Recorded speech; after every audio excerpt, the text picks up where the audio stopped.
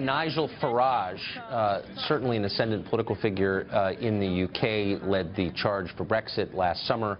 We've got him on the line now. Nigel, you there? Yes, I am. Good evening. What's your reaction to this? Well, horrified. I mean, this is a direct attack on children, which marks a new low, I think, in all forms of terrorism. I mean, we've seen, over the years, we've seen attacks on all sorts of different communities.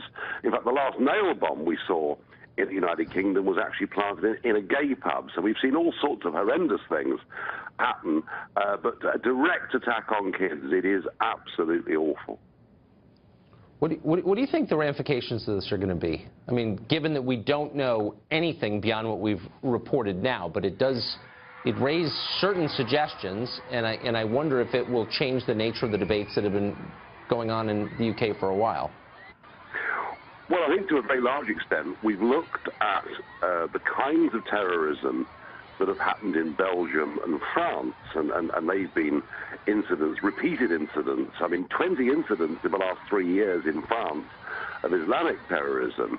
And I think we've kind of, I won't say got complacent, but we've convinced ourselves that we're in a better place than the rest of Europe on this. Now, obviously, I'm not going to rush to judgment as to who the perpetrator is, but I think that any sense that the United Kingdom is safer than France or Belgium has rather disappeared this evening. It sure seems to have. Were you surprised that this took place in Manchester rather than London? Yeah, funny enough, I was actually in Manchester myself tonight. I mean, it is our second city. It is a big city. It is a thriving city.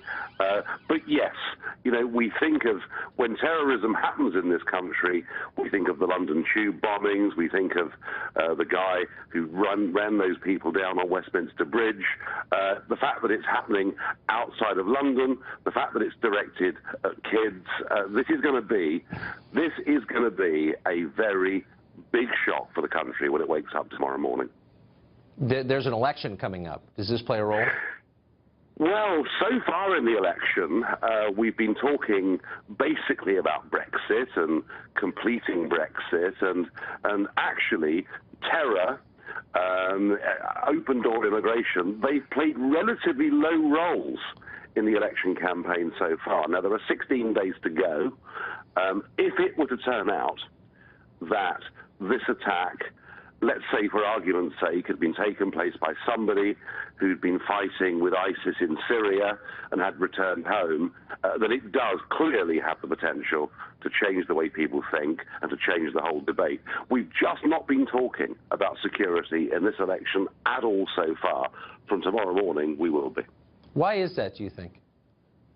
I think that Brexit on its own is such a massive defining issue in British politics. I mean, it's the biggest thing constitutionally that's happened in this country for over 300 years, and that has completely dominated the debate. Plus, as I say, we've really rather thought that these nasty things happen in France, happen in Belgium, happen in places that haven't got as good a security services as us. We have been, I think, lulled into a slight sense of complacency. Do you think a fear of terror played any role in Brexit passing in the first place?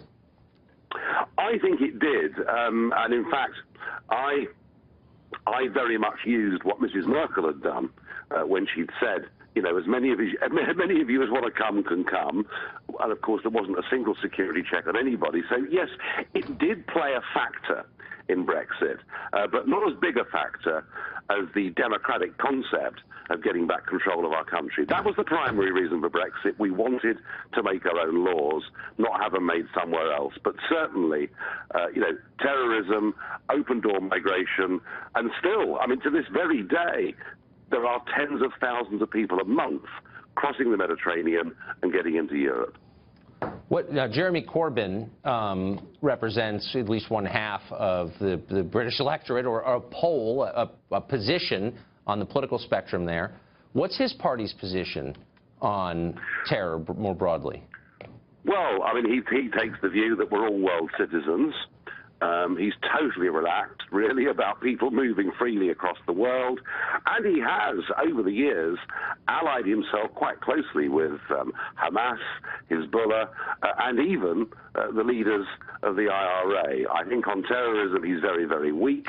And if this was to have a really big impact on any of the leading protagonists in this election campaign, I suspect that it's him that would be seen to be soft on this issue. Is there less security in Manchester than there is in London? Well, London clearly has more security than Manchester, but I mean, this was a rock concert. There were 21,000 people there, mostly kids, although there were some parents in attendance. You know, they would have had normal security procedures, but it looks like this device didn't go off inside the concert hall itself. It actually went off in the foyer outside, where I guess the public would have had access.